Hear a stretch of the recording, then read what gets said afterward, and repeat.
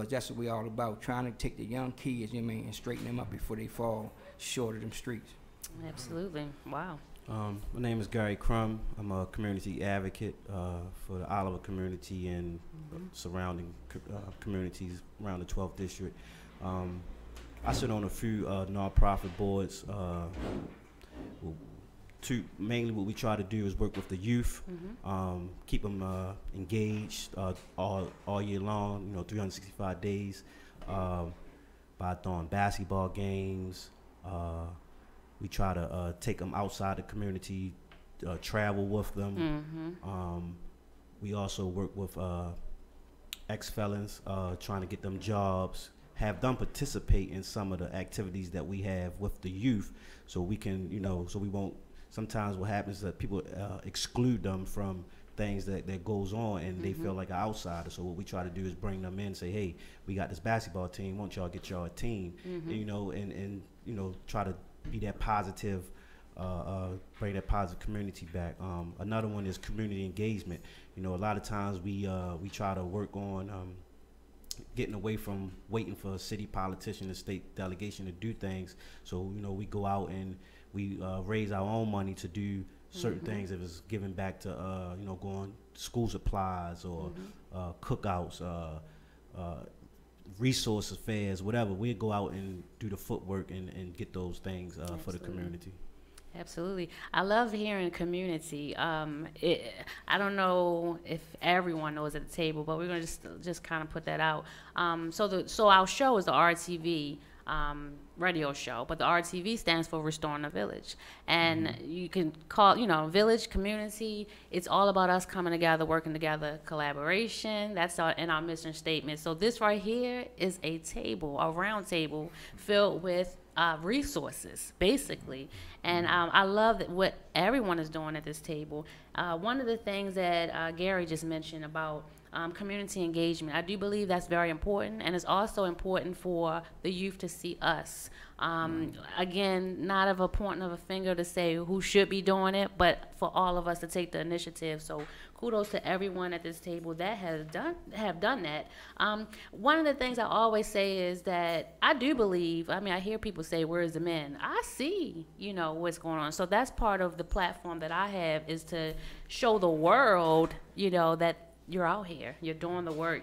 And so we want to talk about what do you think is needed to bring more, awareness, or even more of the men into the community to help with the work that you're all doing.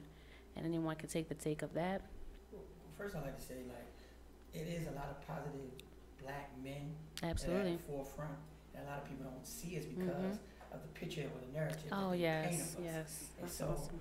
but also we see a lot of them creating the silos because we can't collaborate with each other. But if we get a strong core group of positive black men that say they're not worried about who take the lead or who worried about how much money is involved, we need to say, hey, we gotta stand at the table together and be able to do our part. So unity is a key. Even in bringing these young black males to the forefront, we gotta continue to show. We gotta, I think Gary said it best. We was just over here talking. He said a lot of times they the older generation don't want to talk to the younger generation, or the younger generation won't listen to the older generation. But what I found out is that the younger generation is dying to talk to the older generation. But the older generation seems to be frightened. But if they know the beacon of light that they are, they will be able to speak to those young men, and those young men will listen. They don't have a guide right now. And we, as black men, if we create this collective unify each other, we'll be able to go out and galvanize and speak to these young men, and these young men will begin to change. Because I see it every day. Everybody says, hey, we need a job. I don't want to do this no more, because all they're doing is incarcerating us. And the only thing that's left after incarceration is death. And we don't want to continue to go on that path. We want to leave a legacy. I've talked to young men on a daily basis that want that. They want it. We just got to unify as a collective of black men to say, hey, enough is enough. We can't be scared of our younger generation. They want that. Let's speak to them and watch how things begin to grow rapidly. Like your radio station says, on fire. I like that. I was getting ready to say domino effect, but he said on fire. That is it right there. That's right. I find a lot of black men, you know, when you approach them and let them know that you need their support, they say, well, you know, I'm busy, I'm working. But we have to let them know all we need is 15, 20 minutes, you know, just to speak to someone. So, and this is a small part of it because we're all from different geographical locations, but we came together today. Absolutely.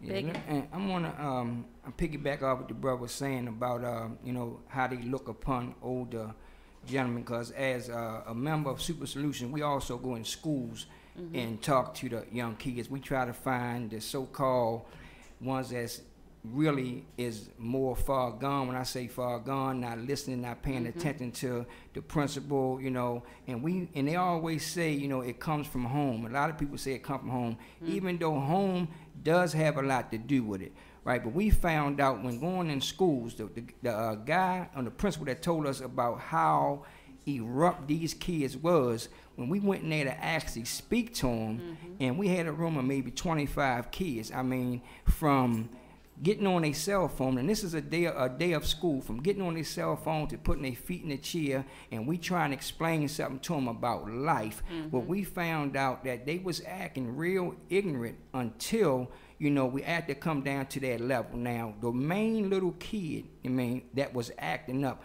when the brother from Super Solution took him out in the hallway and talked to him more as a one-on-one, when he came back in, he was a whole different little kid. I mean, he spoke to us, he apologized. So sometimes it's better when it is one-on-one, you know, because they get a more broader understanding of what you're saying. Man, you mean you're ruining your life, you know what I mean? You mean, what did you achieve from showing off?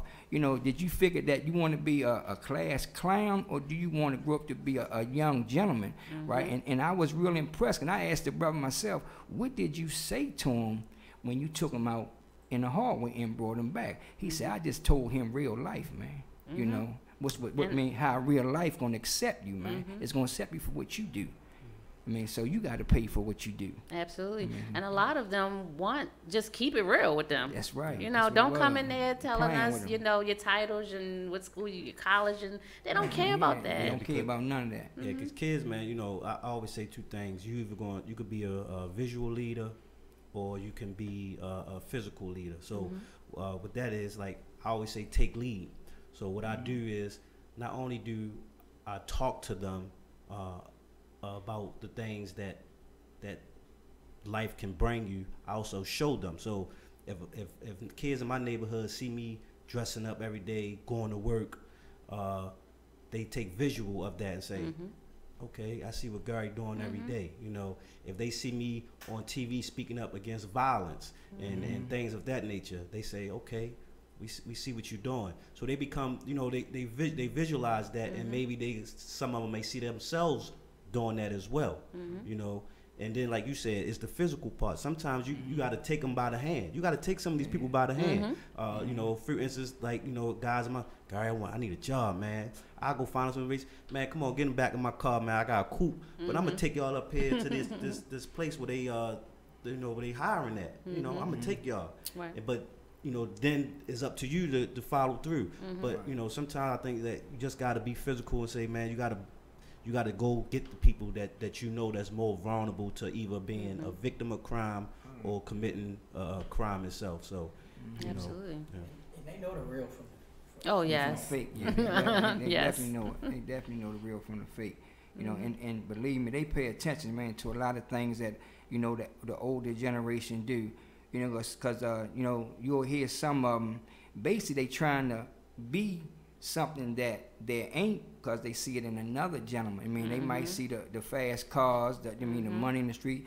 You mean, and they think that's what they want, thinking that the only way they can get it is doing illegal things in the street, but not knowing you can go to school, you can get a good job. These days you can come up. A lot of people don't even think about, coming up with inventions or things that nature. I talk to them about different things like that. When the kids, like my brother was saying, when they come in my office and they see, you mean different plaques, or different little degrees that I got from different things I have achieved, and I tell them, you can do the same thing. You know what I mean? You can do the same thing. It don't take a lot, man, I mean, to grow. You know what I mean? You just gotta wanna grow. You know what I mean? You think it might be hard out here to do right, but it's not hard to do right. It's more easy to do right than wrong. It is.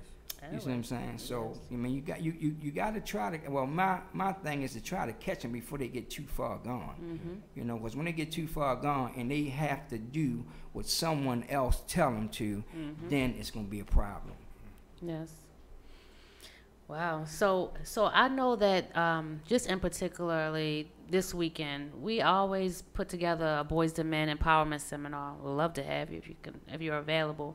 But I think Gary kind of touched on one of the things by saying take them out of the environment, Right. you know, to show them that. And may not necessarily been, and we're trying to do east side, west side. I mean, even though it's still in Baltimore City, I even found that some of the youth are not even getting out of their neighborhoods.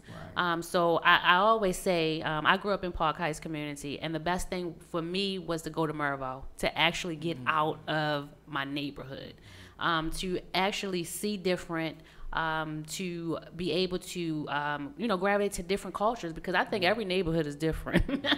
It is totally different from one community to another. But I think that was the best thing. So this weekend, Saturday the 25th, we're having a Boys to Men Empowerment Seminar. It's going to be from 10 to 12:30 p.m. at the Impact Hub. That's 10 East North Avenue. And the reason I brought that up, even though I was going to talk about it anyway, but the reason I brought it up at this moment is because some of the things we do is we have young men, to come out, talk to them. It could have been people that were out in the streets. It could have been, those who had their homes were, broken. But at any rate, some of the topics were goal setting, keys to success, and the last.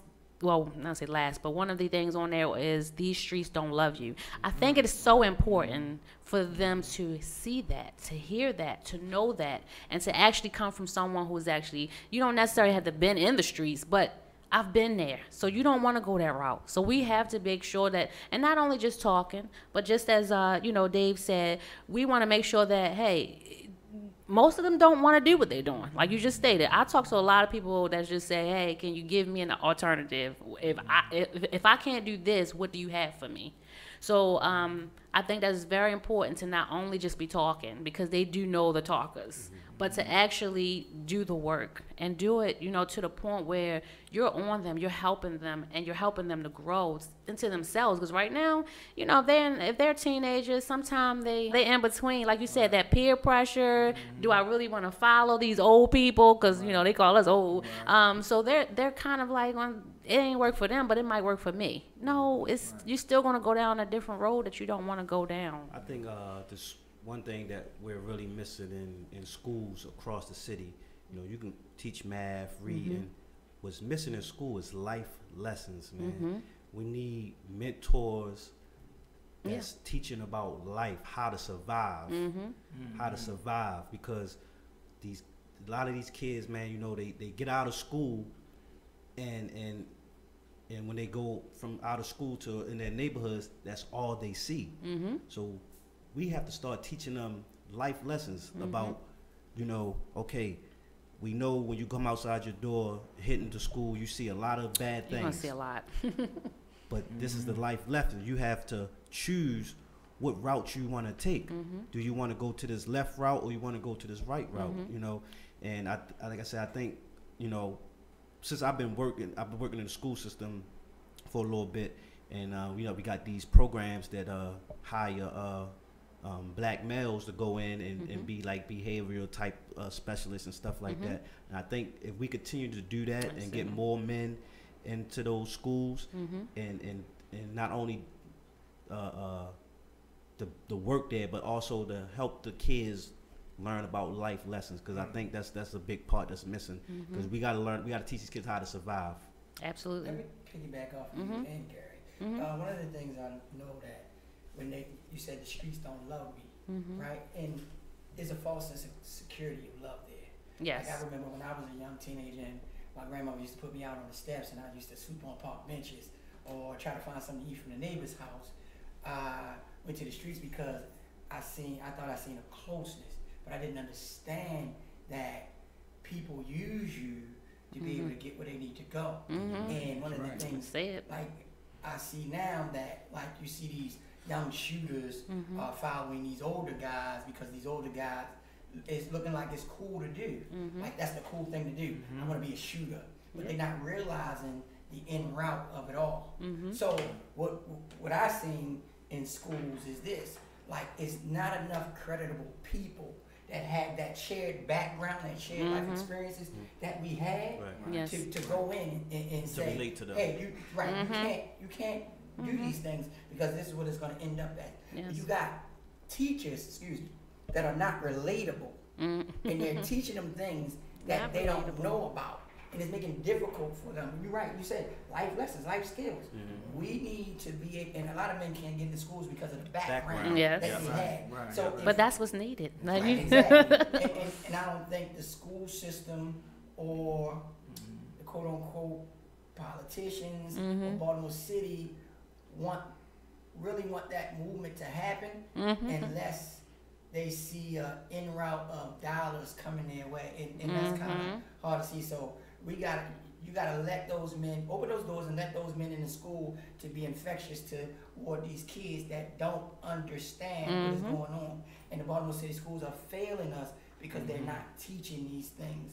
And one of the things we had in schools, we might have had home ec, we had mentors, we had I just think we're putting in the schools the wrong connection as far as and it's being difficult for our kids to learn, and so they continue on the route of self-destruction. Let me piggyback off what the brother was saying about, you know, a lot of things they don't teach in school now that really concern me when they took it out.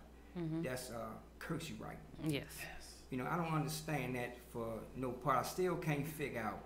Because I just experienced something like that with my youngest daughter, you know, getting her first check, and she had to sign it. You know, only thing that actually saved us, or what I did, I took the actual printout off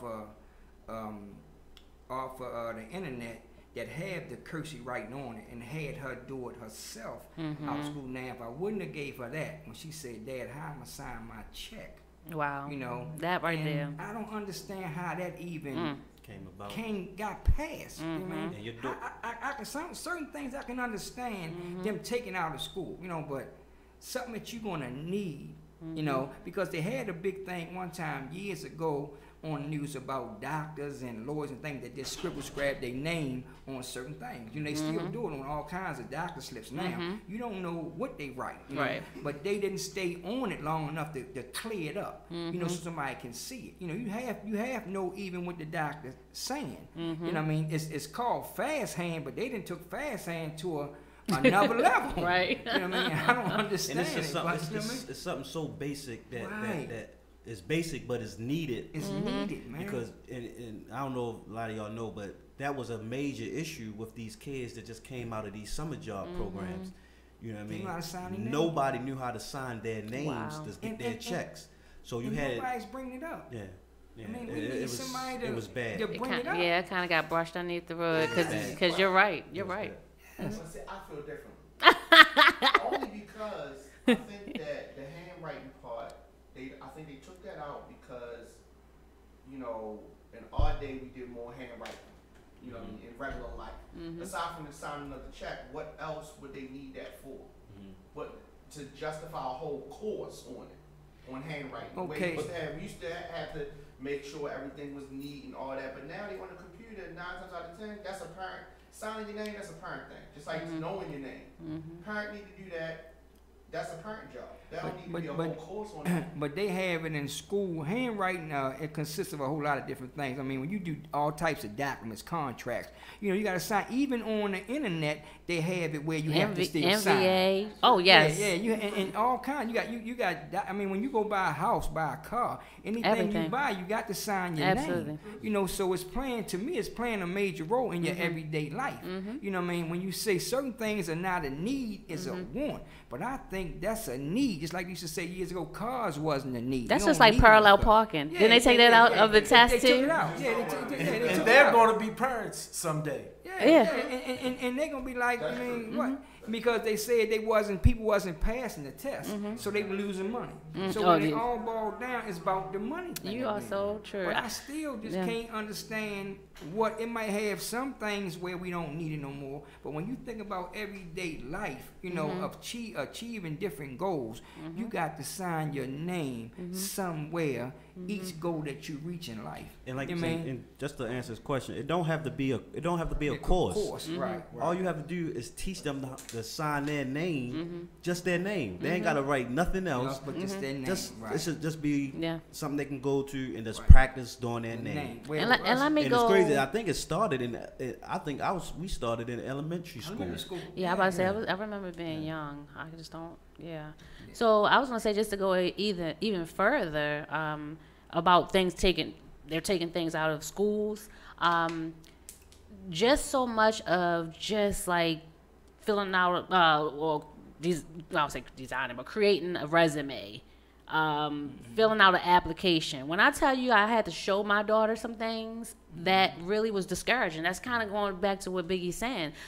It's a necessity, no matter how you say it, but it wasn't making us money if more people were failing it, right? But in the same token, I've helped some young people to do a resume. I mean, they had hashtag something. I said, no, we don't put hashtag on there. I mean, it's just the smallest thing, because you've now incorporated that social media thinking.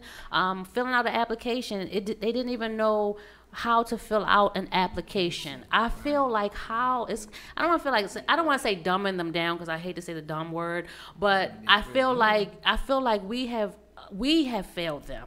And so to the point, even with politicians, just because I'm a politician now, so I gotta always, but just even with that, we used to have, I don't know what it's called, civics, or I don't know what it's called, civil, whatever it's called. We used to have that where they taught us Civil learning. Something like that. I can't remember, but we learned just the basics. You have, even with me registering voters, it's such a disconnection. Yeah, urban growth. I can't remember what it was called. Yeah, but it was like, to me, again, I don't care what it is. It just feels like there's always a disconnection. For what purpose? You know, we don't know it until it actually happens or why. But you know, you said something, and I really think that's what we needed. Back to the basics. Back to the basics. Ooh, I am the I like that topic. You Back are to the the child. basics. You know, because a lot of our youth forget that we were young too. And you know, my mother used to press up on me. I don't want you being with so and so. But Ma, you don't even know him.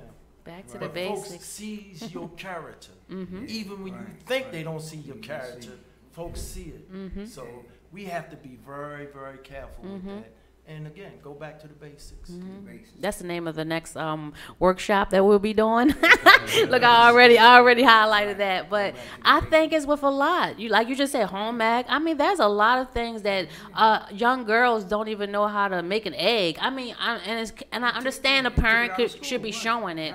But come on, we can't sit there and parents and say, well, it's the parent's job, or someone help me do that. Someone help me sew. Even if it was the community, you know, like it has to be someone. Back to the basics. That's it. My daughter was actually getting on my wife about sewing, because I taught her how to sew. And my wife needed something sewed, and she said, well, my daughter was really getting on her about, well, you don't know how to sew, Daddy told me. I don't know how to sew either. So, but in my household, it was a regular thing to sew the on. Oh, yeah, You know, you had to be, you know, these days, like I said, people don't even on clothes no more. Really Right. just put on Right. how it is. I think that's a style, too. It ain't no crease no more.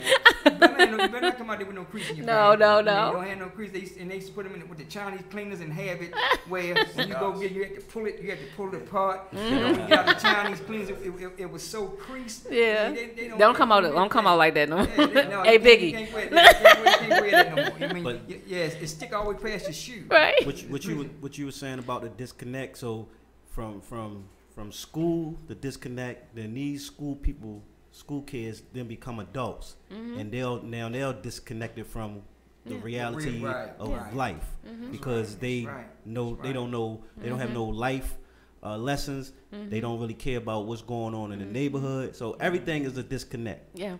And again, like I said, it's just about, man, we got to start going back to like the basics, life lessons. That's it. And just grabbing hold, and it may not come from the school.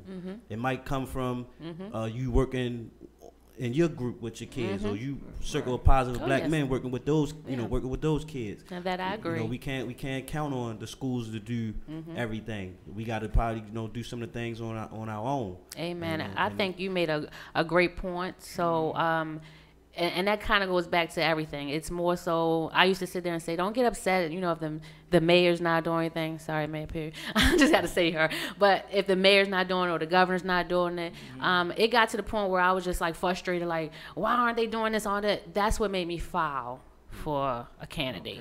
Okay. But that was my push. Everybody's not going to try to run for that. But then if you're seeing the need for, writing in cursive, then maybe, you, Biggie, you will, hey, let's start this program. But let me even go further.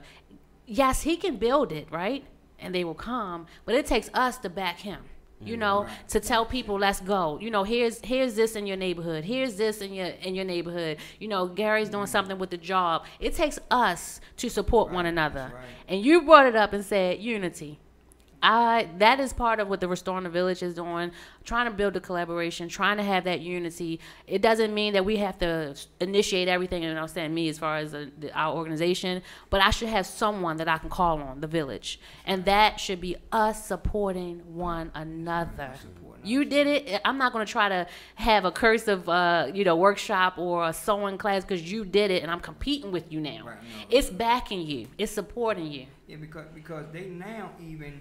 How many times have you read a letter lately and the whole word was spelled out? You barely even see that. Yeah. Right. Even when you write, you don't put, if you say, 1, 2, 3, 4, you say, man, I need you to do this for me. You're writing a letter. Right. But it's going to have the number 4 in the letter instead of the word. Right.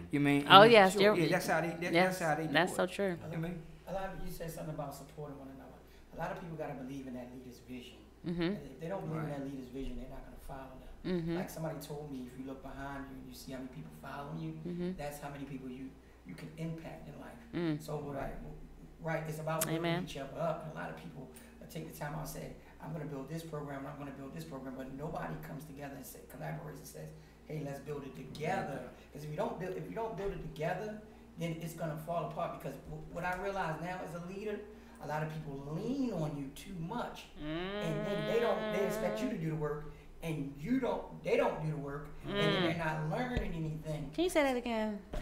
I deal with that so much. I'm sorry. It's true though. It is so true. So they're not learning anything. So what leaders have to do is have that light that they have, and not only walk them through the steps so they can believe in what they're doing and know how to follow. I asked a young man the other day, I said, we were forced to shut down a store that wanted to come, and I was like, well, it's 10 stores in a 2-block radius selling the same junk food over and over again. How is that healthy for our black people? Right. And one of the guys said, listen, all the drug dealers on the corner, let's come meet. So we met, and I said, let us put our money together and buy this store and turn your money over, and then you don't have to be on these corners. He said, well, why you close the store down? That's what we was going to chill at. That's what we was going to have. I said, but wouldn't you rather own the store? Wouldn't you rather start a financial group? And then he was like, well, you petty for doing that. And I was like, no, bro, I'm trying to help you get money in the legit way so you won't go to jail. Like, that's not the way to go. Yeah. And they didn't understand that They don't understand it. But when you, as a leader, say, hey, let me go buy it myself and Show let them. me show you how to do this, and then the next thing you know, you see you making money off of it, but you don't have to go back the wrong route, they're going to invest in that too. Absolutely. But we don't show them. We're just telling them or saying, this is why you should do this. We got to take the step-by-step initiative to show them. Like, that's the important part. And I don't see that too often. Absolutely. I seen it. Dave invited me out to a basketball game, and the respect that them young brothers had. What was the oldest? The oldest probably what, 15, 16 of that group. The respect they had for his leadership, and I got up close and I listened to what he would say to them young brothers, and so you got to have respect for leadership. Yes. And he showed them life skills where they have to make quick decisions and they can look in the mirror next week, next month, a year from now, and be all right with it. And you know, it blew me because them brothers were so young. And you know, let me it say was this. good. So you know what I brought up the other day in one of our meetings, the knack of trophies, you know, trophies and plaques and things of that nature that they don't give out. You know, like they have basketball tournaments with each other, and when the kids win, they get a trophy. You know, what I mean, something that they can walk through the house and look at. You know, a lot of them cherish that, and I think, you know, sometimes you need that little incentive just to make them push more. You know, I beat the guy one-on-one. See that trophy there? You know, it's actually a conversation piece. If you go in somebody's house and you see a trophy, you're gonna question, what you get that for? What you get this for? You know, so it's different things that make people, you know what I mean, just question it. You know what I mean? They say, Jack, well, I had to do this and do that to achieve this. You know, and the next man might say, man, I want a trophy like that one day. You know what I mean? And that's what actually, you know, inspires them. So any little thing that you can do, you know, to help them while they're young to see that what you have achieved, man, means so much. That's what I feel that inspires the kids and make them want to, you know, achieve more in life, man. And it's going back to the basics. Because we know how we felt when we got them trophies. That's right. So we've been talking about that, going back to the basics. We're going to take a small commercial break. When we come back, we're going to begin to pull that apart as far as what those basics are, how we can incorporate with one another and collaborate. So we're going to take a little quick break, and we'll be right with you.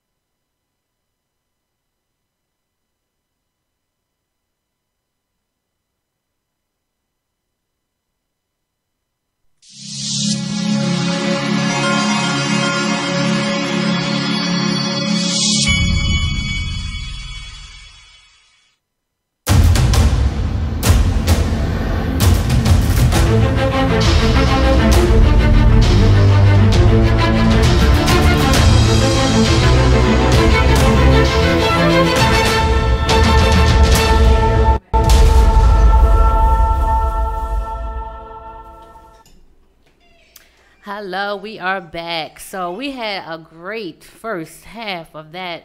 We were talking about, you know, that back to the basics and things that are lacking in our communities and how we can play a part in being that missing link, that missing piece. So I'm very, very grateful for all of the conversation behind it because I think it's very important. And it went from everything from your neighborhoods to the schools. It is very, very important. I guess one of the things that I really want to talk about now is what are some things that you are doing and how can we get more? First of all, I guess is the first question. How can we get more men linked up to help? What do you think? And I understand you were saying like being that leader and then others will follow, or sometimes it's just, I don't want to say ego, but some want to be the one that will lead it. So we got to drop that. But what do you think is needed to get more men involved and to link up for this bigger movement? I find that you got to have patience, you have to love what you're doing, and you have to show some consistency. Mm-hmm. You know, and you have to reinforce the positive things that, you know, a lot of them brothers is going through out there, because we don't encourage one another. We don't let one another know that they look good. You look good today too, Gary. And you know, so we just have to encourage one another. Mm-hmm. So one of the things I realized, and we do it now, we just started doing it, like just sitting men in a room, like people such as Challenge to Change or Several Positive Black Men, Safe Streets, McElderry Park Community Association, all those different organizations, just sitting in a room and having a conversation about what they want to see done in the neighborhood. Mm-hmm. And from that movement, you should be able to start a collective. Mm-hmm. And you know, when you start a collective, you can't just blast your business in the air. You Mm-hmm. gotta be able to have something like a think tank and strategically plan of what you want to see done in the neighborhood. And each person has to take their part and be able to run with it. It can't be one doing more than I'm doing more than the other.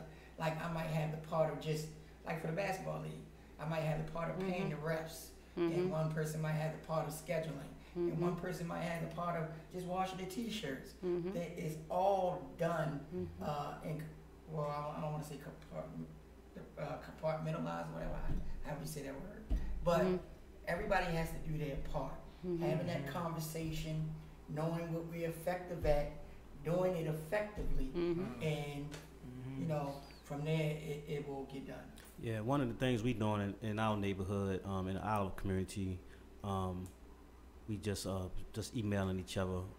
We have groups of leaders that's doing different things in our neighborhood. So what we're going to do is we're going to assign leadership roles to each one of those people, and we all going to take on an area. Most likely the area that you're already working in, because you have that stronghold in that area. Absolutely. And then what we're going to do is we're going to get together and figure out what's needed more in each one of the other areas that we might can provide that's not been done in the neighborhood, in that part of the community. And that idea was brought up by a guy named Earl Johnson, who lives in our community. And I think, man, it's just about reaching out, because everybody, like you said, we have a younger generation, we have the older generation. That communication always goes stalled a little bit because they might be, you know, set in their ways. So it's just about reaching out and just saying, okay, listen, bridging that gap. I think you asked the question, what has changed in 2016 until now? It's the things that are getting changed in the neighborhoods is actually coming from the people in the neighborhoods. It's not coming from city or state politicians. You know, or they might be signing their name on something and funding this, but I'm talking about real change. I'm talking about people coming together and taking on assignments in the neighborhoods that they're not going to do. If it's me, you know, a lot of times I get called and, you know, they want me to mediate some issues in the neighborhood. You know what I'm saying? Because the guys respect me and they know that we trying to do certain things. So, like I said, it's about coming together, figuring out what each one else need and helping each other out like that. Grassroots. Yeah. Right. Grassroots. And I also, I'm glad you said that, because I believe grassroots leaders are the future to this city. When we start electing grassroots leaders, the people that actually live in these neighborhoods on a day-to-day basis and have dialogue with these people on a day-to-day basis, I believe the city is going to be way more better than it is, because those people, they're going to put their people first. And that's why I ran for city council, because I felt though that we didn't have that connection. You know, everything we got after it was already done. You know, nobody was communicating with us. Nobody was telling us what's going on. So we went and fought for everything, you know. But we got to start backing out people that's grassroots leaders, man, and that's going to put the people first. Absolutely. Too many politicians nowadays are co-opted because of they have to get reelected. And they need to get those philanthropic dollars coming to their organizations to be reelected again. But there's some politicians who hit the ground running and never stop. There's one named and that's Shannon Sneed. Every time we call her, she's on the ground running, whether it's a trash issue or whether it's sometimes she had a baby with her. and sometimes it's even if you need to speak to other leaders such as Zeke Cohen, she makes sure she's getting those people in front of you so you can have a platform to say, hey, this is what we want to do in our neighborhood. And I'm glad you brought those two people names up. Because that's a new wave of leadership, because they ran in 2016 when I ran.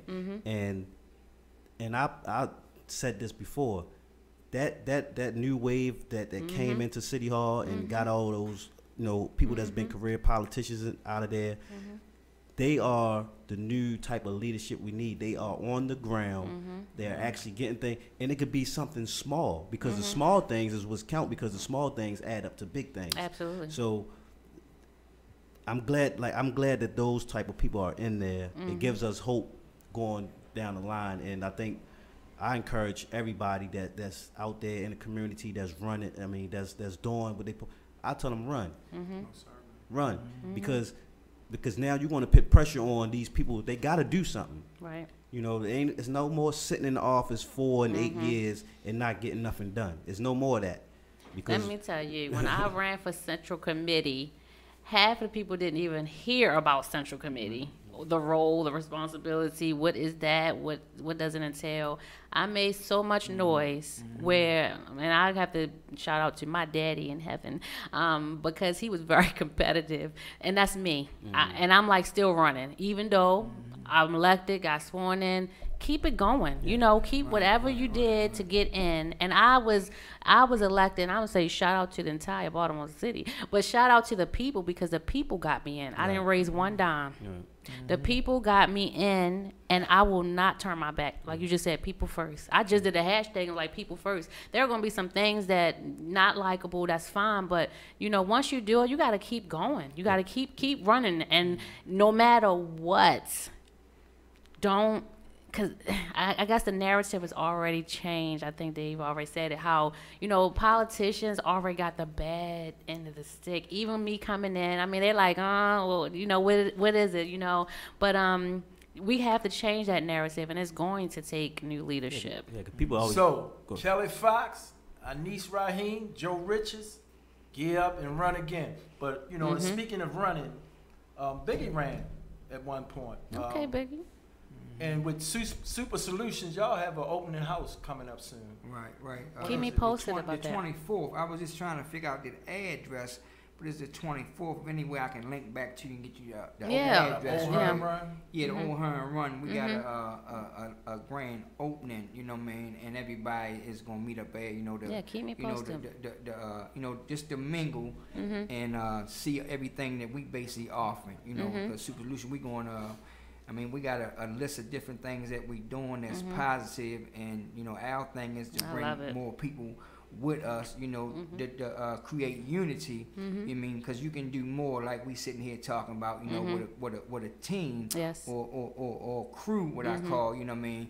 And everybody got a job to do. Absolutely. And everybody do and they feel job. Part. Right. You mean, and if they doing their work, I mean, it's gonna be, you know, we're gonna win. You know, if everybody participate, if everybody got a job function and they doing it, then we're gonna win. So you can't lose. It's like a no-lose situation. Absolutely.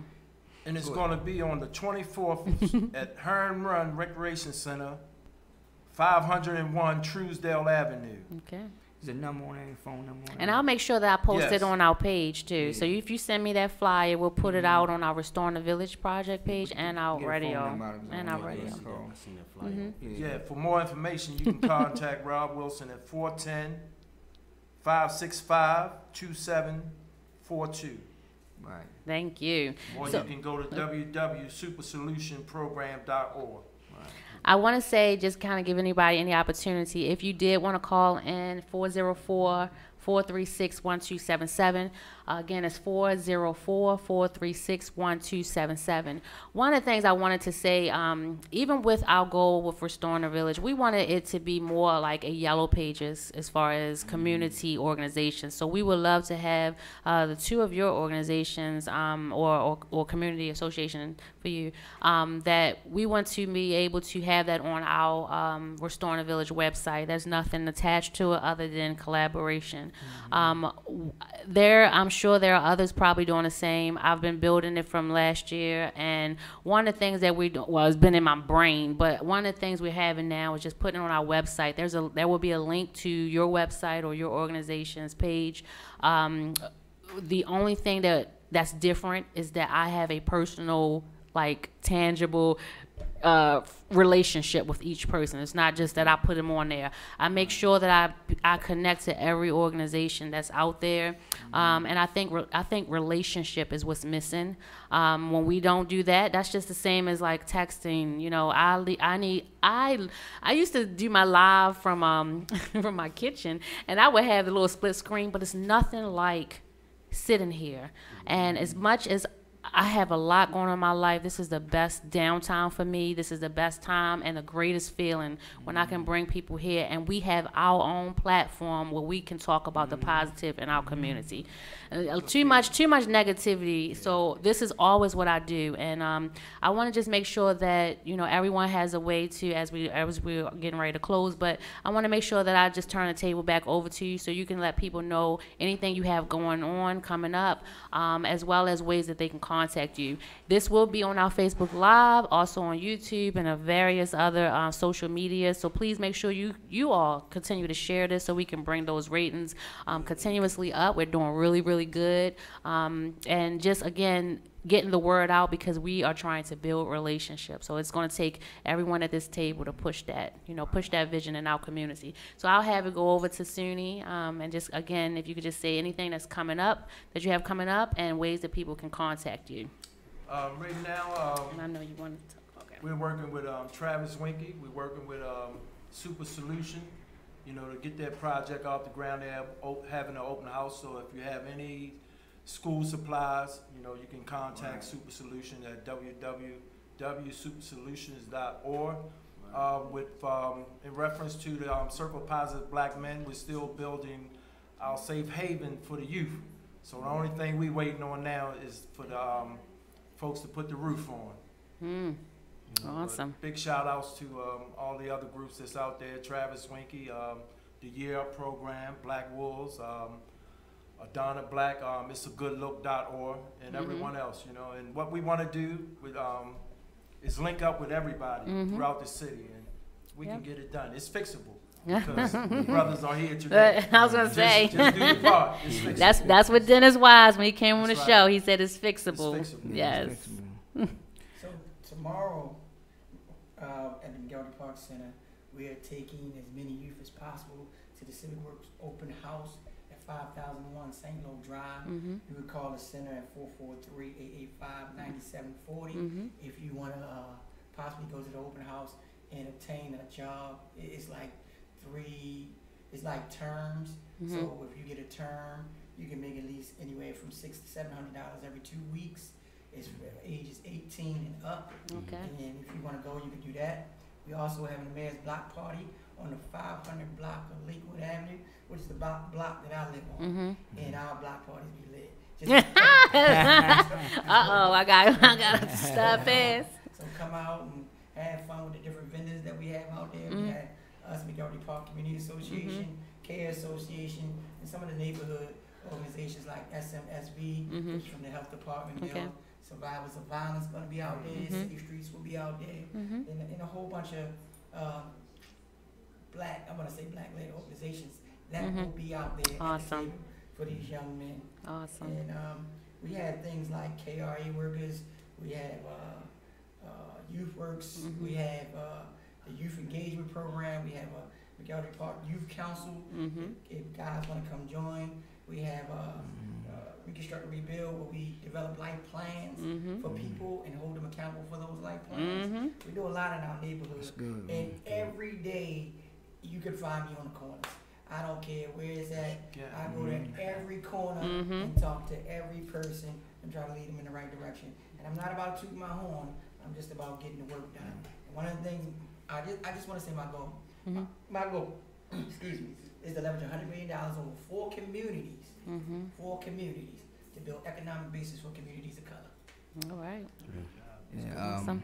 I'd like to say, well, this Biggie from Super Solutions. Well, sooner than actually spoke mine out. We having, like I say, a grand opening the 24th, and it's just not. I mean, it's just not what you consider a grand opening. We also trying to have all different kinds of communities to come in, you know, so we can link up. So we actually coming from the ground, starting out. So our thing is to try to, you know, get as many organizations that we can, you know, to link up together, you know what I mean? And as we link up, then we can do more things for the community, you know what I mean? Like we linking up with a lot of schools now, you know, going into different schools, talking to kids, because we're actually putting a play together as you speak, you mean, about the neighborhood bullying, you know, and we think that's really is a problem in the black community, but really in the community, period. Yes. You know, so, I mean, our thing is the more people we can get to link up together, more organizations we can get, you know what I mean, stop in, we've gone on our website, you know, and touch bases with us, because we're all about building. And like you say, man, we can constantly build, you know what I mean, every day. You know, we start building on Monday, by Friday we can put something together. You know what I mean? I know that's right. I want to first say we, the Meraki, the nonprofit organization that I work with, we are doing a annual back to school supply giveaway. We're partnering with Browns Bridge Project, Hands to Aid. It's going to be September the 1st from 12 to 4 at the Oliver Community Farm, which is the 1600 block of Ellsworth Street. Other than that, I'm continue doing my community advocate. You know, I never stop. You can follow me on Facebook, Gary Crum, Instagram, GTC283. I'm always posting things and trying to encourage people to, you know, just encourage and inspire people. It's going to be a lot coming in the next 2 years, because I do plan on running again in 2020. That's right. Hey. Hopefully this time I come out with victorious, but win, lose, or draw, man, the goal is to inspire, give hope, and continue to work, because if nobody's coming to save us, you know, we got to save ourselves. Save ourselves. Wow. Thank you so much. Thank you all for being my guest on this evening. We probably got to do like a part 2. Like, this is amazing. If we do, it's not if, when we do the Back to Basics, I would love to have you all be a part of that and, you know, collaborate on that.